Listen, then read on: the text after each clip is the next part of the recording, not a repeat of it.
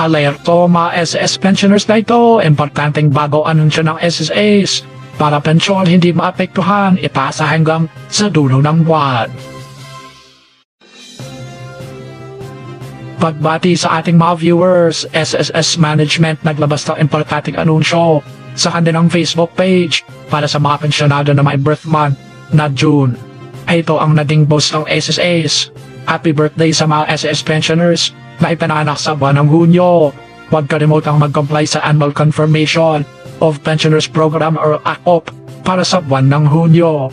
Magsumite ng inyong ACOP reply form at iba pang dokumentong kailangan bago matapos ang buwan para masiguro ang tuloy-tuloy na pagtanggap ng inyong pensyon.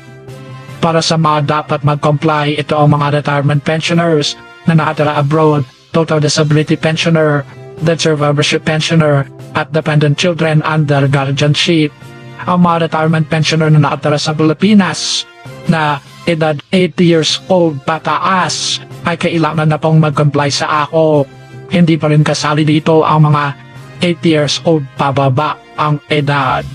Ang retirement pensioners na debt survivorship pensioners din ay dapat na mag-submit ng 2 ACOP reply forms. Ang schedule of compliance ay laging sa birth month ng pensioner member, buhay man o yumauna para sa mga survivorship at dependent children.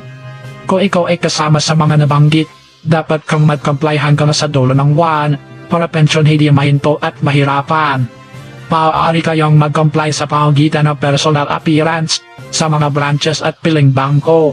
Pwede rin mag-comply online, pwedeng sa pamamagitan ng email, video conference, pagpapadala ng mga direct requirements sa malapit na SS branch at pwede rin mag-home visitation para sa mga pensyonado na hindi na kayang mag-personal appearance.